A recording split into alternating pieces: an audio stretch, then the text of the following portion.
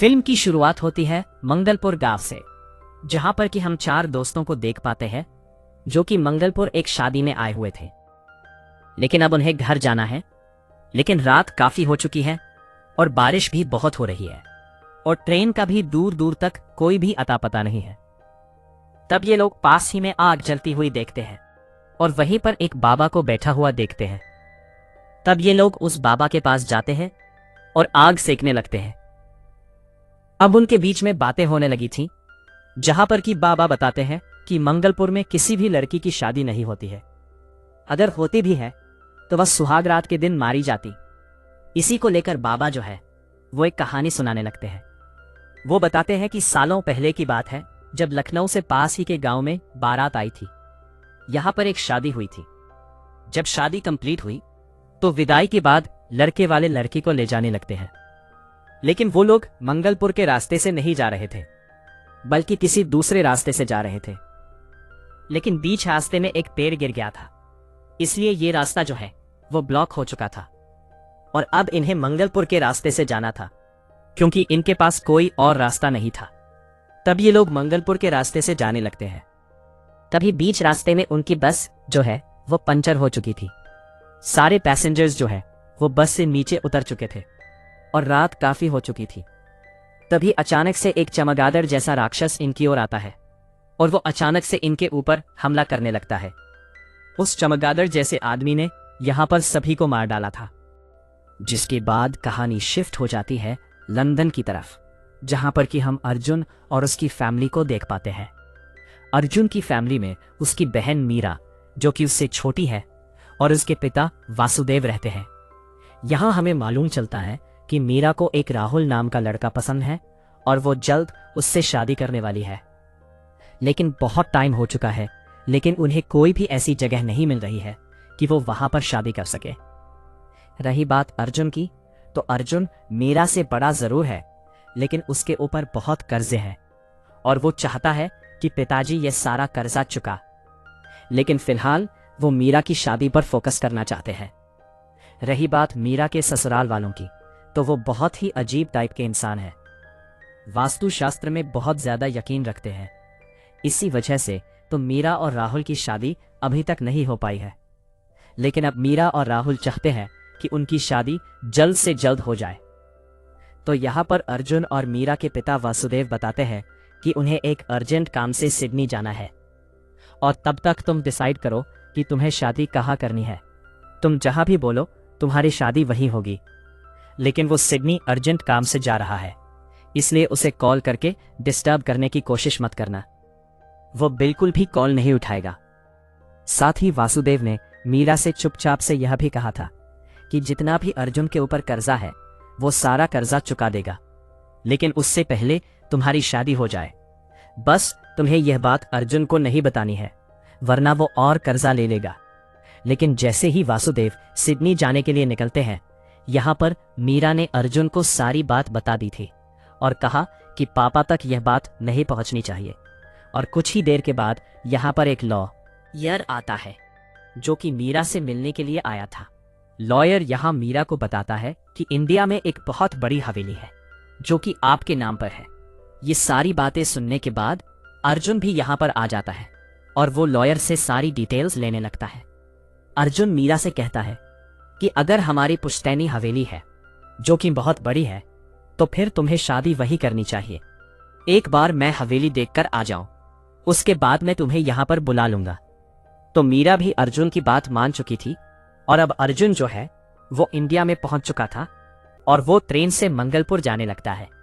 और ट्रेन में ही अर्जुन की मुलाकात प्रिया नाम की लड़की से होती है। पर यह मुलाकात कम और एक इत्तेफाक ज्यादा लग रहा था, क्योंकि यहां पर अर्जुन ने प्रिया की जान बचाई थी जो कि ट्रेन से गिरने ही वाली थी। ये देखकर प्रिया बहुत डर गई थी, जिसके बाद अर्जुन और प्रिया ने बात की थी और फिर बाद में अर्जुन जो है वो अपने गांव मंगलपुर पहुंच चुका था, जहां पर कि वो अपनी हवेली देखता है जो कि बाहर से तो खंडहर लग रही थी, लेकिन अंदर से बहुत ज्यादा बड़ी थी। लगभग 200 कमरे थे इस हवेली में। इसी हवेली को मैनेज करने वाला मैनेजर जो है वो शंभुनाथ है।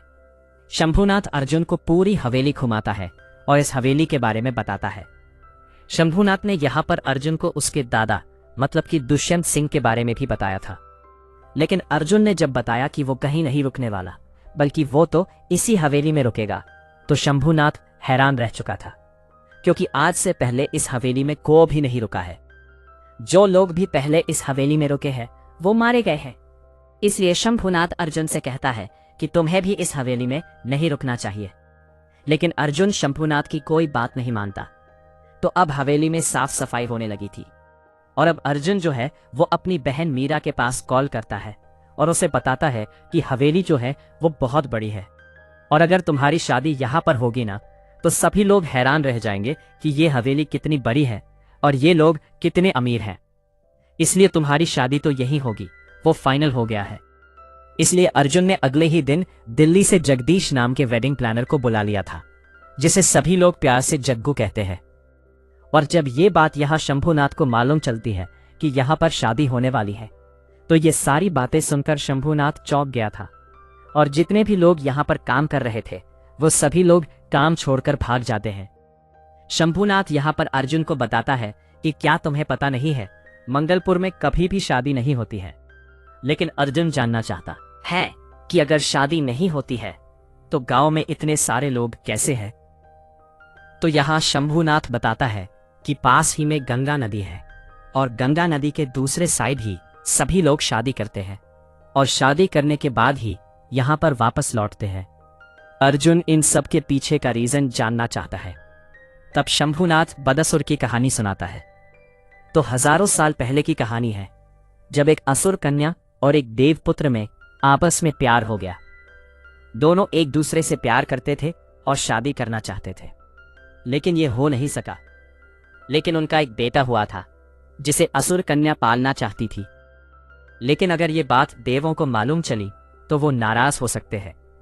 इसलिए असुर कन्या ने अपने बेटे को अंधेरे के राजा को दे दिया और यही आगे चलकर बदुसुर बना था।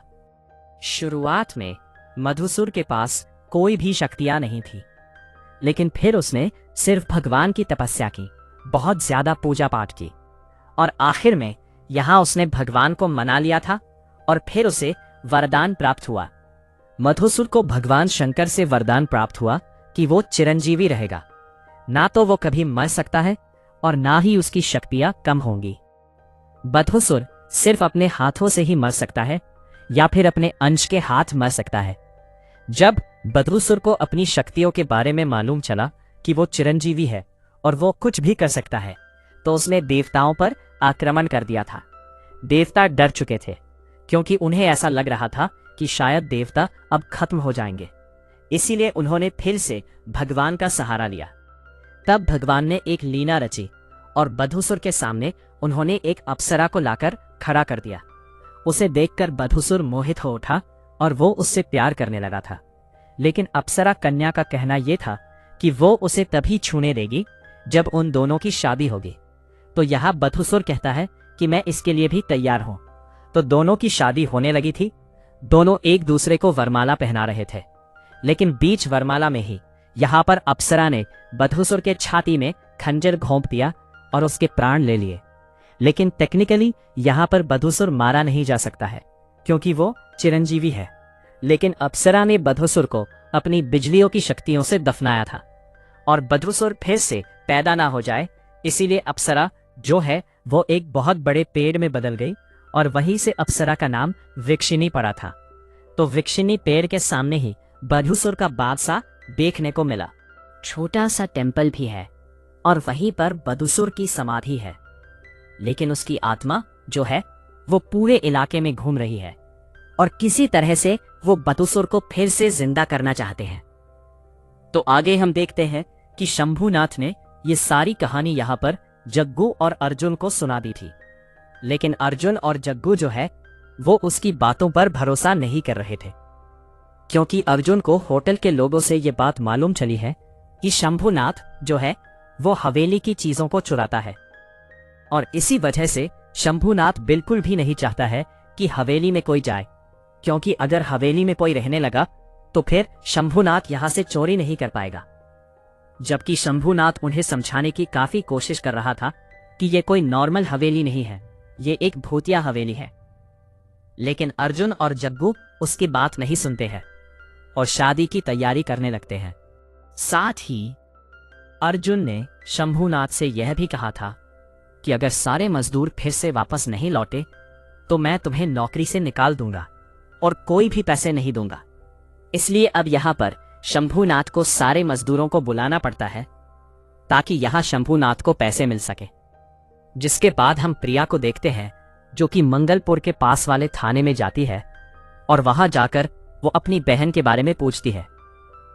मालूम चलता है कि फिल्म की शुरुआत में जो बारात गई थी ना, उसमें से जो दुल्हन थी वो दरअसल में प्रिया की बहन थी, लेकिन बहुत सारे लोग मारे गए थे और तो और उसकी बहन का कोई भी अता पता नहीं है। वो जानना चाहती है कि आखिरकार उसकी बहन कहाँ है और पुलिस उसे खोज रही है या फिर नहीं। पर पुलिस वाले उसे साफ समझा देते हैं कि इसके बारे में किसी से भी बात ना करे, हम इन्वेस्टिगेशन कर रहे हैं। अब हवेली में रात को हम देखते हैं कि जग्गू को कुछ चीजें दिखाई दे रही थी, इसलिए वो अपने पास अर्जुन को बुलाता है। अर्जुन को भी कुछ आवाज तो सुनाई दे रही थी, लेकिन जब वो लोग दरवाजे के पास देखते हैं तो यहाँ पर कोई शख्स तो था और वो कोई और नहीं बल्कि जग्गू का भांजा था जिसका नाम सुंदर है, लेकिन सभी लोग उसे बल्ली कहकर पुकारते हैं। तो हवेली में बल्ली का फर्स्ट इंप्रेशन बहुत ही खराब था, क्योंकि यहाँ पर बल्ली जो है वो अर्जुन को एक काम वाला समझ रहा था और अर्जुन को यह बात बिल्कुल भी पसंद नहीं आई थी और वो कहता है कि शुरुआत से ही मुझे तेरी शक्ल पसंद नहीं है।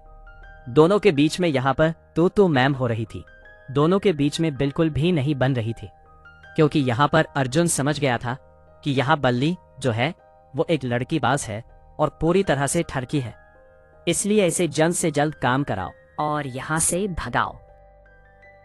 एक बार तो ऐसा हुआ था जब गलती से कुछ गलत तार लग जाने की वजह से गीजर का पानी जो है वह बहुत ही ज्यादा गर्म हो गया था, कमरे में शॉर्ट सर्किट भी होने लगी थी। और जब यहाँ पर अर्जुन गीजर बंद करने के लिए गया तो यहाँ उसे एक खतरनाक टाइप का करंट लग गया था और यहाँ पर उसकी ऑलमोस्ट जान चली गई थी।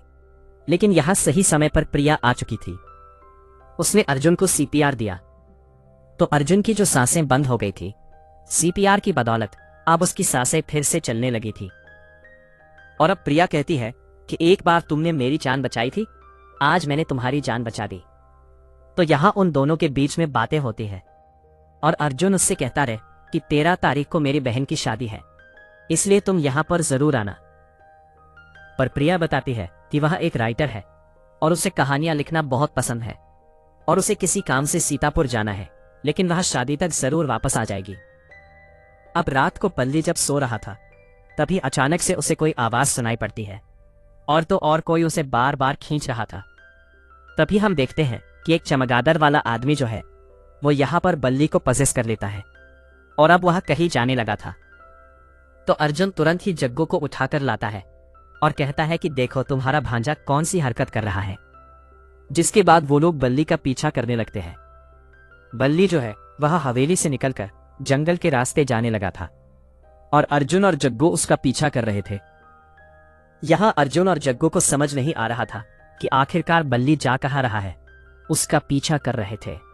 आखिर में बल्ली वहां जाकर रुका जहां पर कि वृक्षिणी का बहुत बड़ा पेड़ है और बधूसुर का मंदिर है। वो वहां जाकर रुका और कहा कि हमारे राजा जो है वो यहीं पर रहते हैं। लेकिन जब अर्जुन उसे थप्पड़ मारता है तो उसे होश आ जाता है और यहां पर सारी चमगादड़ जो है वो इकट्ठा होना स्टार्ट हो जाती है। और अब ऐसा लग रहा था कि जैसे कुछ अलग होने वाला है, ऐसा लग रहा था जैसे बधूसुर आने वाला है। तो ये लोग डर जाते हैं और यहां से भाग निकलते हैं। जब अगली सुबह होती है तो यहां पर बल्ली और अर्जुन तो सही सलामत हवेली आ चुके थे, लेकिन जग्गू नहीं आया था। मालूम चला है कि जग्गू जो है वो नाले में गिर गया था और उसे नाले से उठाकर लेकर आए हैं। और अर्जुन को जब से करंट लगा है ना, तब से उसे अजीब अजीब चीजें दिखाई देने लगी है। जैसे यहां उसे बहुत सारे लोग दिखाई तो देते हैं, लेकिन जो सिर्फ अर्जुन को ही दिखाई देते हैं, बाकी किसी को भी नहीं दिखाई देते। और कई बार गलतफहमी के चक्कर में यहां पर बल्ली की पिटाई भी हो जाती है। जिसके बाद अर्जुन जो है वो किसी काम से शहर गया हुआ था। वही उसकी मुलाकात फिर से प्रिया से होती है। वो उसे देखकर खुश हो गया और उसे कहा कि तुम यहाँ पर कब आई। प्रिया कहती है वो तो यहीं पर थी। उन दोनों के बीच में यहाँ पर बातें होती है और अर्जुन उससे कहता है कि तुमने यहाँ पर बधुसुर की कहानी सुनी है कि नहीं। यहाँ पर बधुसुर की कहानी बहुत फेमस है। अगर तुम राइटर हो तो उसके बारे में जरूर लिखना। उनके बीच में अच्छी खासी दोस्ती हो चुकी थी और अब वो लोग जंगल में घूमने के लिए जाते हैं, जहां पर कि अर्जुन जो है वो प्रिया को बधुसुर का मंदिर और वृक्षनी का पेड़ बताता है। यहाँ पर वो दोनों काफी मस्ती कर रहे थे और तो और अर्जुन जो है वो अपने कैमरे से इन सारी चीजों को रिकॉर्ड भी कर रहा था। अर्जुन को तो प्रिया बहुत पसंद आ गई थी। अर्जुन तो प्रिया से शादी करना चाहता है, लेकिन प्रिया कहती है कि कहानी यहाँ पर ऐसी फैली हुई है कि जो भी यहाँ पर शादी करता है तो यहाँ पर दुल्हन को मार दिया जाता है। तो यहाँ अर्जुन कहता है देखो, मैं मंगलपुर में अपनी ही बहन की शादी कर रहा हूँ। अगर उसकी शादी कंप्लीट हो जाए तो समझ जाना यहाँ पर कुछ भी नहीं है और फिर तुम मुझसे शादी कर लेना।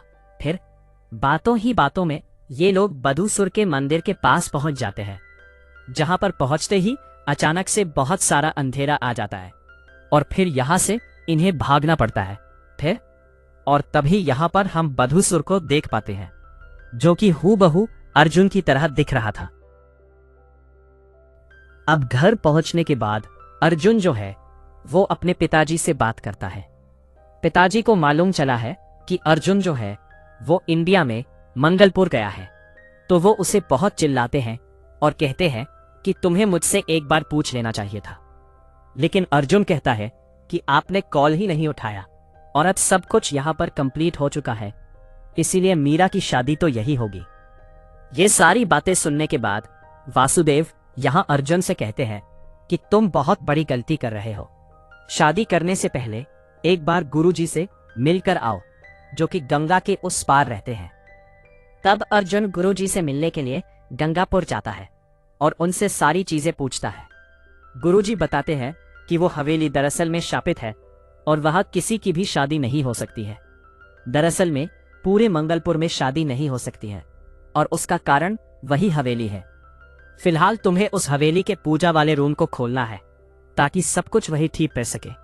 उससे पहले मैं अपने एक आदमी को वहां भेजूंगा और वो सारी चीजें चेक करेगा कि हवेली में सब कुछ ठीक है या फिर शक्ति अब बढ़ चुकी है।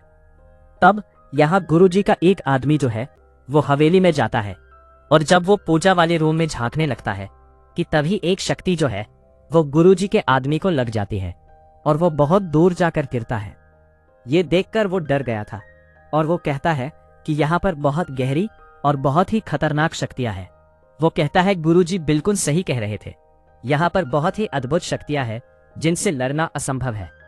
लेकिन उससे पहले मुझे आश्रम पहुंचना होगा और गुरुजी को ये सारी बातें बतानी पड़ेगी।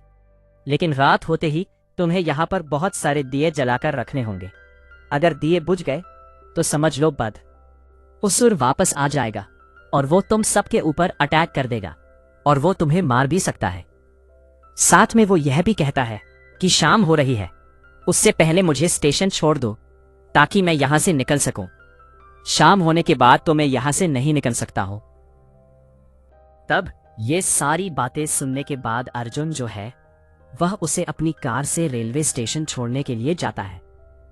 तभी बीच रास्ते में एक तूफान आ जाता है और इसी वजह से वो बीच रास्ते में ही अटक जाते हैं। और अब यहाँ तूफान इतना बढ़ने लगा था कि ये कार से निकलकर छिपने लगे थे। लेकिन तभी यहाँ एक टीन उड़कर आती है और वह यहाँ पर उस आदमी का गला काट देती है। ये सारी चीजें देखने के बाद अर्जुन हैरान रह गया था और अब वह हवेली पहुंच चुका था। जो दिए जल रहे थे अब वह दिए बुझ चुके हैं और दिया बुझते ही यहाँ बधुसुर की शक्तियां आ जाती है और यहाँ पर अर्जुन जो है वह बधुसुर को अपने सामने ही खड़ा हुआ पाता है।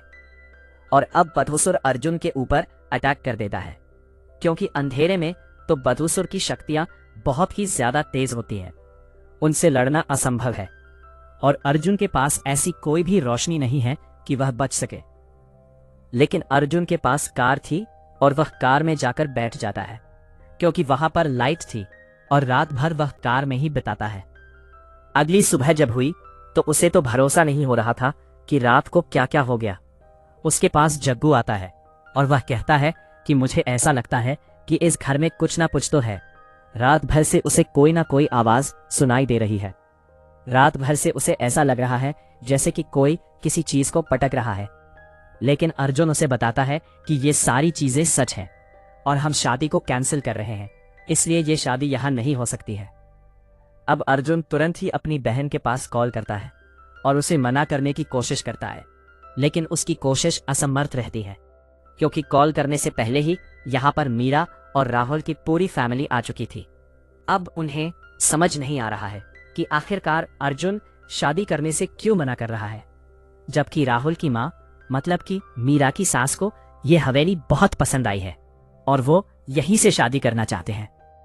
अर्जुन के पिता भी यहाँ पर आ चुके थे और अब वासुदेव जो है वह गुरुजी से मिलने के लिए जाते हैं।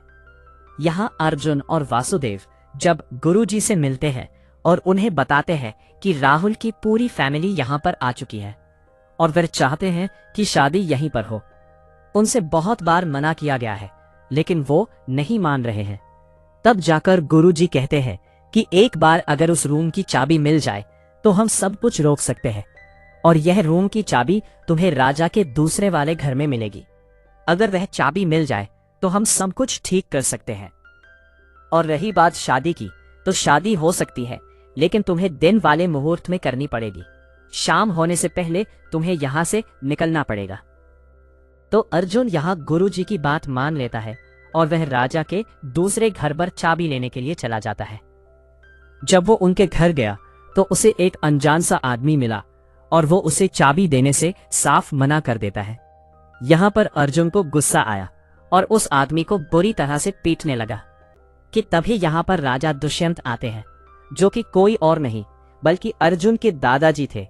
लेकिन वह यहाँ पर उन्हें पहचान नहीं रहे थे।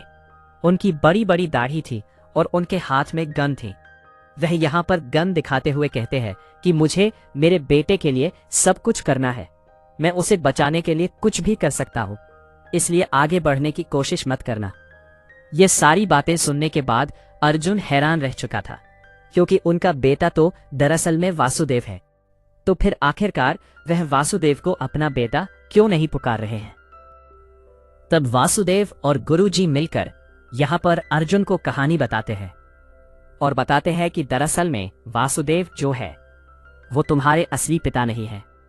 और अब कहानी फ्लैशबैक में पहुंच जाती है जहां हम राजा दुष्यंत को देख पाते हैं, जो कि बहुत ही पूजा पाठ वाले आदमी है।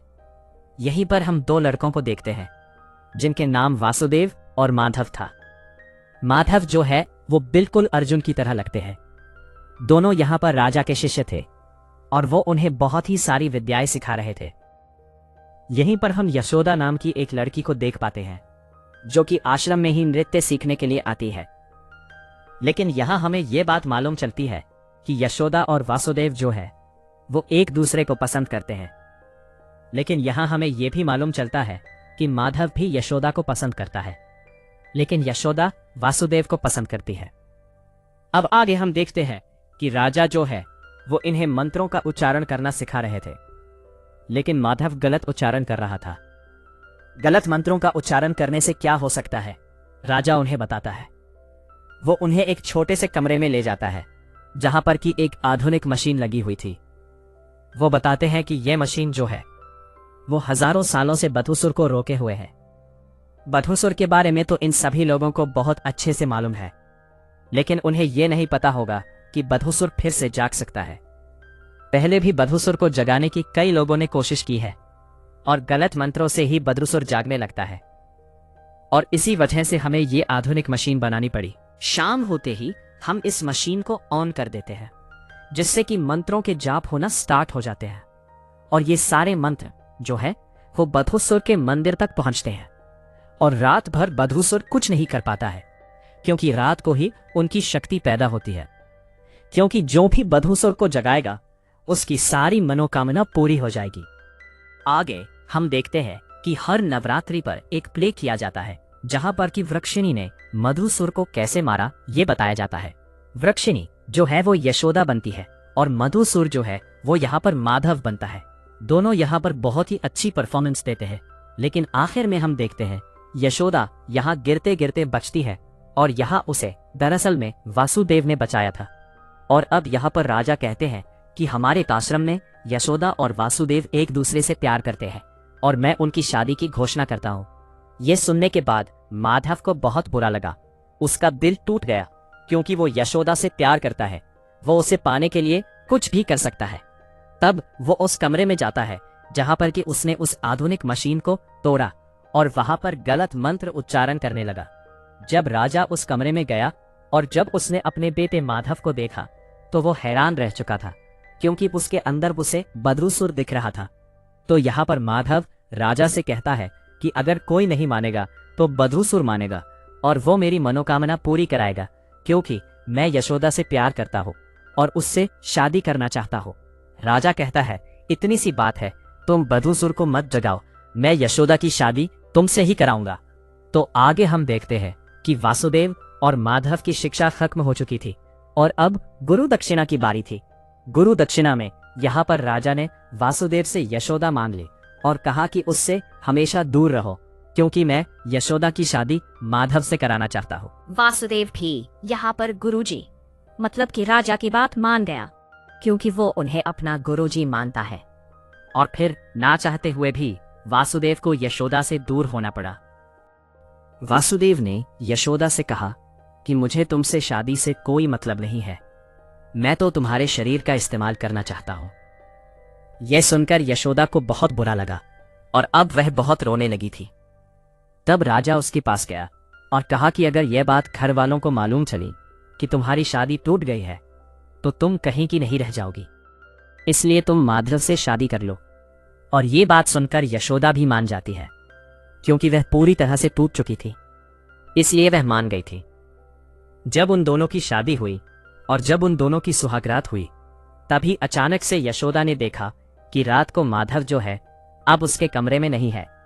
माधव फिर से उसी आधुनिक मशीन वाले रूम में चला गया था जहां पर कि वो बधूसुर को जगाने की कोशिश कर रहा था। जब यहां पर यशोदा भी उस रूम में गई तो उसने पहली बार माधव को बधूसुर की शक्ल में देखा। उसे देखकर यशोदा पूरी तरह से डर चुकी थी और वासुदेव जो कि इस जगह को छोड़कर जा रहा था, यशोदा उसके पास जाकर गले लग जाती है। और फिर वासुदेव और यशोदा ने हमेशा इस जगह को छोड़कर लंदन चले गए। बाद में मालूम चला कि यशोदा प्रेग्नेंट है और फिर भी यहां पर वासुदेव ने उस बच्चे को एक्सेप्ट किया। वो बच्चा दरअसल में माधव और यशोदा का था। इसके बावजूद वासुदेव ने उस बच्चे को अपने बच्चे की तरह प्यार दिया। यह सारी बातें सुनने के बाद अर्जुन इमोशनल हो चुका था क्योंकि उसे कभी भी ऐसा नहीं लगा कि वासुदेव उसके पिता नहीं है, क्योंकि उन्होंने उसे हमेशा पिता की तरह प्यार दिया और वह उसे बहुत चाहते हैं। यहां मालूम चलता है कि 12 नई नवेली दुल्हन की बलि दे दी गई है। अगर ये 13 हो जाती है तो मधुसुर फिर से जिंदा हो सकता है और मधुसुर ने तो माधव को पजेज कर लिया था, इसलिए अब वो उसी के इशारे पर चल रहा है। तो जहां तक हो ये शादी कैंसिल हो जानी चाहिए। अगर नहीं भी होती है तो ये शादी दिन में ही होनी चाहिए। लेकिन राहुल और उसके परिवार वाले नहीं मानते हैं क्योंकि उनका भी एक गुरुजी था और वो यहां पर भड़कता हुआ आता है और कहता है कि ये मेरा अपमान है जो मैंने तय किया था, अगर वो नहीं होगा तो मैं तुम सभी को श्राप दूंगा। इसी वजह से राहुल की फैमिली वाले इस शादी को कैंसिल करने लगे थे और अब यहाँ पर वासुदेव ने भी शादी को कैंसिल कर दिया था। और जब कैंसिल हुई तो मीरा कहती है कि अगर मेरी शादी राहुल से नहीं हुई तो फिर मैं कभी भी शादी नहीं करूंगी। ये देखकर अर्जुन कहता है कि मैं अपनी बहन की शादी यही कराऊंगा, इसी घर में कराऊंगा और जिस मुहूर्त पर बोला गया है उसी मुहूर्त पर कराऊंगा। मतलब कि रात को 8:30 बजे जो कुछ भी होगा मैं देख लूंगा।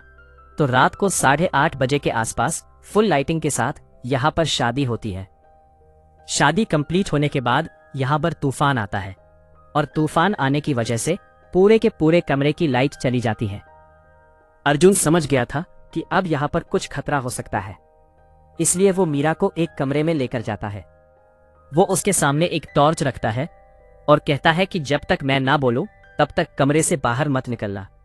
बाहर आकर अर्जुन सभी को कमरे में बंद करने लगता है और कहता है बाहर मत निकलना। लेकिन तभी ऊपर से एक आवाज आती है।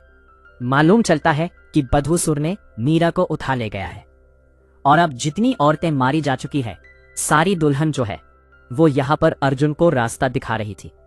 उन्हीं में से एक दुल्हन दरअसल में प्रिया होती है। तो उनके बताए हुए रास्ते पर अब अर्जुन चल पड़ा था और वो एक ऐसी जगह पहुंच चुका था जहां पर कि 12 नई नवेली दुल्हन के कंकाल थे और अब 13वीं औरत जो है वो यहाँ पर मीरा होने वाली थी। और अगर मीरा की बलि दे दी जाती है तो यहाँ पर बधूसुर जो है वो फिर से जाग जाएगा।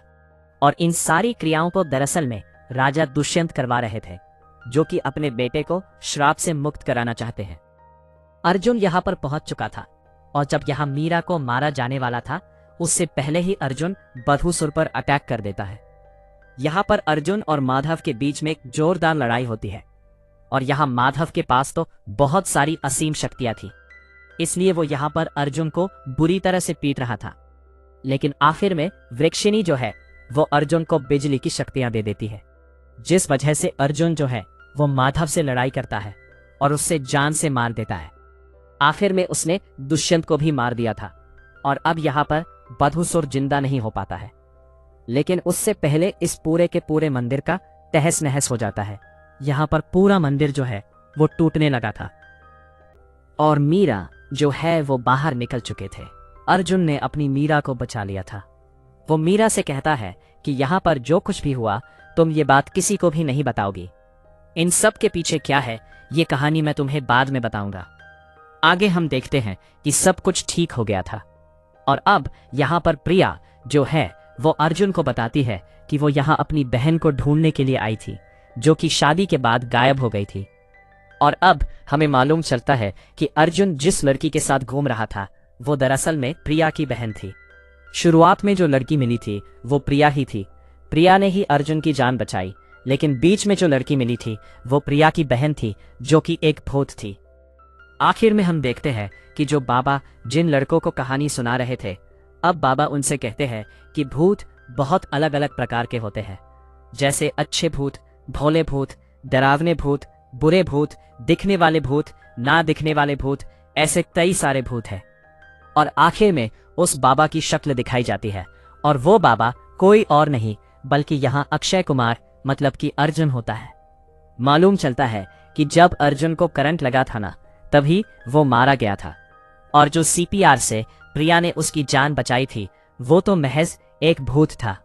वो एक ऐसा भूत था जो कि सबको दिखता था, सबके साथ रहता था, बिल्कुल नॉर्मल इंसान की तरह।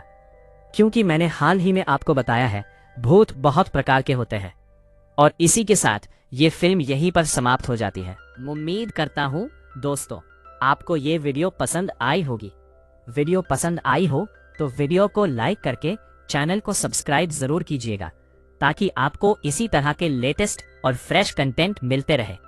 मिलते हैं एक और कमाल की वीडियो के साथ। तब तक के लिए आप हमारे चैनल के साथ बने रहिए।